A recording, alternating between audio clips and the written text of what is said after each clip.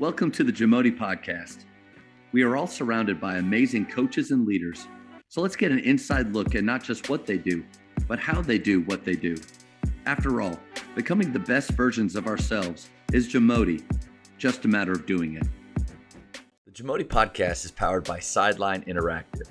Sideline Interactive is the leading manufacturer for high-quality, innovative scoring tables and LED video display boards that help coaches and schools bring more excitement to fans, create huge fundraising opportunities, and make their jobs easier.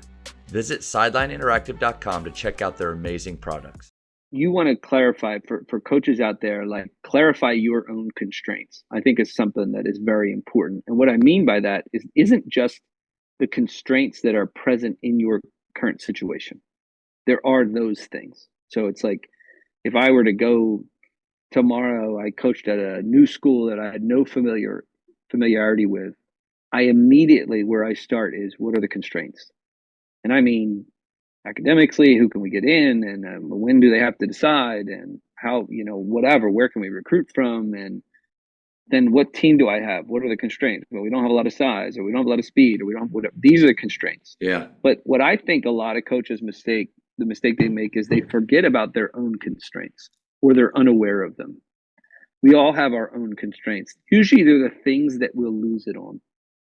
I think if you pay attention to the things that make you lose your mind, those are the things that are your constraints, and you need to be cognizant of them. Yeah. Right. And, for me, it's transition layups. I hate giving them up. I love getting them. Right? If I hate giving up and love giving them, then I need to play a certain kind of game, because I can't just say, well, then I'm never going to give them up and I'm not going to play fast, because I also love it on the other side. Right. If I hate giving them up, that means I want to get them. Right. So that means a certain kind of play. I hate low scoring games. I hate them. So therefore, that's a constraint on me to never be boring. And because that's the case, if I'm not playing with a shot clock, I have to really evaluate my actual options for defense and my actual options for offense, right? I hate turnovers. I despise turnovers. I wish I had despised them more as a player. I didn't, because I was like, I'll make up for it. It's no big deal. I was dumb. And so as a coach, though, I realized, like, that's a no shot. Yeah. I can't do anything about a no shot. We can do something with a shot, even if it's not a good shot. Yeah, Bobby Knight said that, right? Yep. Now, he still ran offense for 95 seconds. Yeah, there's a little conflict there, but yeah, yes. But yes, he's like, a shot's better than no shot. So why is that true for me? It's true for me personally because I hate turnovers, and I think they destroy you, and it gives fuel to the other team. So you have to be aware of those things that drive you crazy, and that'll help you. I hate it when guys pass up shots they should take. Well, that means I'm going to practice and reward certain things in practice. Yeah. That others might not think of. I'm going to retrain their gut to take shots when they're right in front of them and show them film. What happens when you pass up a shot? You turn it over. That's what happens. So take the darn shot. I just think a lot of coaches aren't aware enough. And coaching is self-awareness. It's not, if you're not self-aware, if you really don't do a deep dive into who you are and what motivates you and what you like and dislike and what you believe, you're not going to be a good coach. You have to be self-aware, and you have to be real about it. And that means the good and the not so good, right? Yeah. There's things that, I didn't do as well as I would have liked as a head coach that I'm learning from now. And there's some things that I'm never going to do that well. It's just not going to happen. So I'm going to just maximize on my strengths. I'm going to be aware of my weaknesses. Yeah. I'm going to tell my guys that, hey, this is not something that is on my radar, or tell my staff, we got to make up for this, whatever. And maybe hire staff that fill in some of those gaps of the things. Like, I hire defensive minded guys because my mind doesn't go to that side of it. I want to get the ball. That's what I love about the Grinnell system. The brilliance of it is, how fast can we get the ball back? But they're also giving up. They're giving up layups. So that part would kill you. Yeah, that's my biggest thing. Yeah. I'm willing to give up I'm willing to give up. Let's just go to a philosophical thing. Depending on your level, right? Sure. Depending on your level, like it does. At our level here, you can't just give guys open shots. You're going to get buried. No. They're really good. Yeah. But what I used to always say was, you say you're at high school level, or I was at D3, maybe at this level to a certain extent. If I'm giving up a shot you never practice, where's my risk? So I would ask around and I would say, how much do you practice game, contextual, catch and shoot, transition, threes, and mid range jumpers? And my coaching friends would say, never. And I would say, then why do people think I'm this like renegade risk taking maniac for giving you something that you never do? Yeah. When what do you practice? Your half court offense. Well, then I don't want to play against your half court offense. What I sometimes just people say stuff that I'm like, where I don't understand. I actually am thinking the exact opposite of you. And this is from a defensive perspective, because even though I'm more inclined to offense, now I'm actually focused on offense. I'm an assistant coach who is focused on offense. I'm in the game. I don't have to pay a ton of attention to our defense. I am focused on our offense. It's like hilarious, really. That's a sweet role. The truth is, yes, the truth is, as a head coach, I would lose track of a lot of things that I now see very clearly offensively, because I was more defensive oriented than I realized as a head coach. And not just because of defense, right? Because I knew how important our defense was to our offense. And it wasn't about like specific, this is how we're going to guard this thing. It was more about our intensity, our priorities, our focus of like what kind of shots we're going to give up, because there was a collective mindset we needed to have. And it was the stuff we were trying to do to increase tempo was really hard to do. And usually I'd always say to our team at Rowan, I want us to be a top 2 defensive team, but nobody knows it until the end of the year, because all they do is pay attention to our scores. And that would often happen. Like our best teams had that. By the end of the year, they're a top 2 or 3 defensive team. They're turning people over. Turnover margin's great. Defensive field goal percentage is good, but because we gave up more points than everyone else, people didn't think so.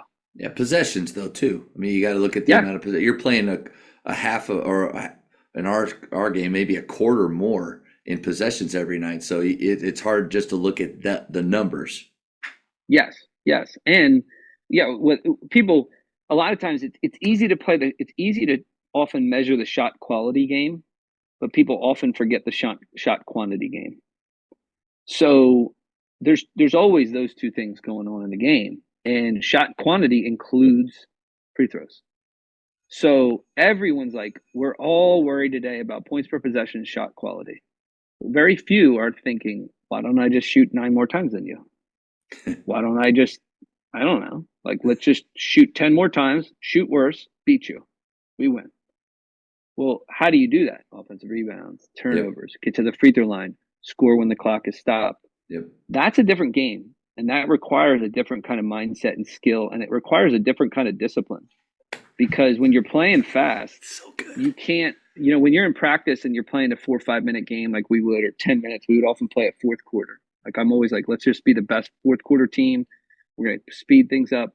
We're going to get to the fourth quarter. We're going to win because you're kind of out of gas and we're ready to rock and roll, right? And even that fourth quarter, the last 3-4 minutes is different than those first 5 to 6 minutes of that fourth quarter. Well, if that's the case, I have to lose it in practice sometimes when you just jacked up 4 straight threes and I have to blow it dead. I don't want to stop this scrimmage, but who are we? Right. So at Rowan is the best example. The last 2 years I was at Rowan, we were the number 1 free throw shooting team in the country. That's an underestimated thing. And we stumbled upon it. I didn't even mean to. We just started playing so fast. I had great one-on-one players. We were attacking the heck out of the rim. And all of a sudden January hits. I'm like, oh shoot, we are winning this game that I forgot we were playing. And we got to maximize on this.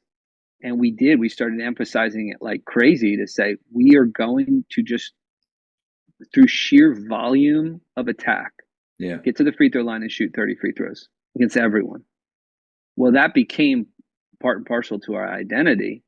And how did we work on it? In practice, we had to call fouls. We had to shoot free throws. We had to reward free throws. Yeah. How many times in practice do you not shoot free throws? Well, why would your players prioritize getting to the free throw line if they never do it? And you just stop practice and put, let's inbound the ball. Let's check it up, right? No, reward free throws.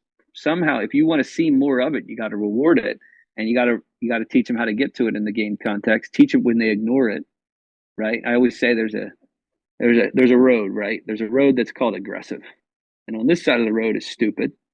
On this side of the road is conservative, right? Soft. Don't not on the attack. Well, we want to be on the road, and ideally our road's not as wide as it can be, right? But I would call timeouts at times at Rowan because we were very fast oriented. I wanted our guys to attack, and there was times we're up 19 on somebody, and we jacked 4 straight threes, and I hated calling timeouts, hated it, and I would call timeout. And I go, y'all made me call timeout. You just entered the realm of stupid. All right. Do you realize what just happened? All right. Now it's 12. Now it's 13. I'm not worried about winning the game. We're going to win the game, guys. No problem. We know we're the better team. We're going to win the game. But we want to win bigger games than this. And we're not going to win big games being stupid.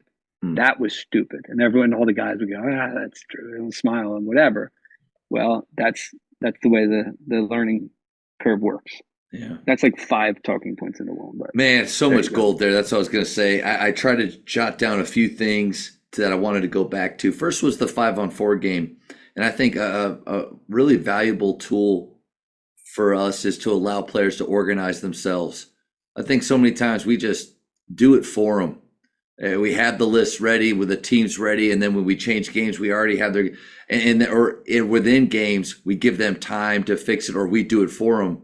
But I think what I've seen is organizing themselves.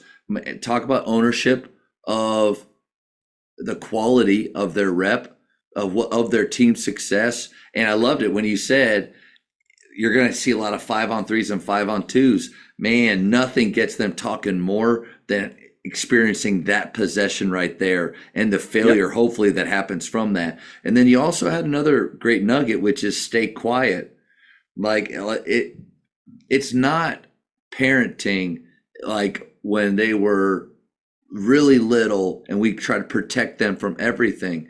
It's when they're older and they're riding a bike for the first time and they fall down. You didn't yell or stop or you just allow them to get back on and keep trying. But I think most coaches would say they probably talk too much in practice, but the art of staying quiet in those game situations and allowing them to figure it out or fail at times, that's huge. Well, you have to teach that. Yeah. You literally have to teach. One of my proudest moments as a head coach was our 3rd year. We won the tournament championship with the NJAC. We were at Jersey City. They were undefeated at home. Real hard place to play. Free throw differential was. Let's just talk about that. That was ridiculous. Always was. Without getting fined or something. But my proudest thing about the game was that I called nothing. We scored 80 points against a good team, and I called nothing. I gave one thing. I said, look for what we called head tap, which was essentially a boomerang to attack the switch. But the team was so in tune with each other. They knew where the things needed to go intuitively, and they just kept making good plays, and we won the game against a really good team. Well, how do you teach that? That's a whole different ballgame, right? If that's what you want, then yes, you have to learn the art of being quiet, right? You can't get to the last 4 minutes of the game and then get frustrated with your team because they're looking at the bench all the time and they're scared and they're hesitant and they're not really, or they're just straight dumb. You got guys jacking up shots that shouldn't be jacking up shots. The ball should be here, and they don't know when you've done 0 end game play. Yeah. And there's all this information coming at them that they're not even aware of, right? And I like, people can use the note cards at end game play. You mentioned that earlier. I just like stuff's going to happen. So just playing the last 5 minutes of the game. Here's the clock. You're down 3 and whatever. Enough. If you do that enough. I went to the Sixers practice in October. They spent 45 minutes playing 5-minute end games. 3 teams rotating in and out. Just 5 minutes over and over. Well, why? That's what the NBA game is. That is what every game is. The game's going to probably be close, and you're going to need to win it. Yeah. And if you want to practice what it's like and how you want to play when you're up 12 with 13 minutes left, then make it happen. You're up 12 with 13 minutes left. Or play a second half. One team probably will go up 12. Yeah. How can you expect your team to come back when they've never had to come back? How can you expect your team? And it's like that goes back to preparing for games. Not what you want the game to be, what it's going to be. Yeah. Right? So teams get dumb up 7 with 2.5 minutes left. Then practice being up 7 with 2.5 minutes left. This is how we're going to finish the game. Mm-hmm. It does. Again, it's not rocket science, but it's funny because instead of taking that 25 minutes in practice to do that 3 or 4 times, what do we do? 25 minutes of drills? The drills they ain't shell drill again. Yeah. Or just like, hey, I'm not anti skill work and all this other stuff. I'm all for it, but I'm trying to win games. And the reality is there's a reason why the pros are great in end games and in games. Pros are better game players. Why? Because they've played more games. Yeah. That's not rocket science. They've just done it more. Yeah. 2 things there. I mean, Todd Sutherland is a coach in Texas that at a smaller school, I think out in East Texas, but he's been there for a long time. And we were talking about the pace that they play with at his school. And, because there's this idea, like the teams that play fast, they don't do it by accident.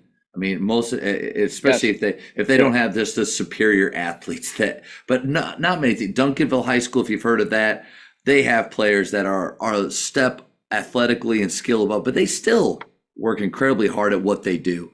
So I was asking, how do you get there? They play a full game. And he said almost every practice, 4 8-minute quarters, and they just play it and they teach throughout. But like, think about that. I mean, to your point, like we get to that first game of the season and how much actual full games or quarters or realistic trips up and down have we typically done at that point? Not many. And that's why it looks pretty ugly. And we take time in games to fail throughout, and that will happen. But that's an approach. And then I had Brendan Sur on, and I mean, talk about crazy experience with basketball and history. But he talked about his time with the Pistons, that they would play a 20-minute scrimmage every practice. And that would be the majority of their practice would be a 20-minute scrimmage. And they wouldn't stop them. They wouldn't say anything. They just let them play. And he talked about how he wanted a competitive, tough team. He said, let them scrimmage in a realistic setting for 20 minutes. And the losers run.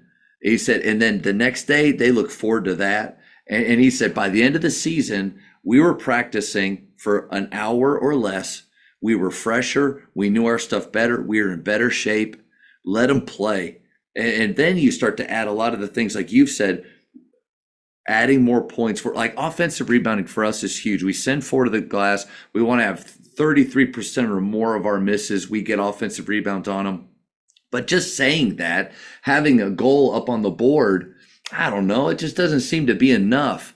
Man, you get 3 points if you get an offensive rebound. You kick it for a catch 3, and if I'm going to do kind of what you said, a double that's a 9-point possession. Who doesn't want that? Right. So you get guys hunting for those things that you really want. But going back to your point of playing more, staying quiet, letting them organize and figure it out themselves and actually be in those situations, man, huge. But coach, it's hard to do because I'm guilty of it like anybody else. We love our practice plans and we love the drills that our high school coaches did for us. You could fill it up and have it 3 pages long. And I remember one of my assistant coaches when I first started Faith 11 years ago, I had like a 4-page practice plan, all timed out and all that stuff. And I handed it to him and he goes, "Is this for varsity?" Like, yeah. That's He's great. Like, they should know this stuff. I was like, golly, that hurt. But anyway. Yep. Thank you for checking out today's episode. Please take a moment to subscribe to this podcast, share it with your fellow coaches, and find us on social media for what's coming up next on the JAMODI podcast. It's just a matter of doing it.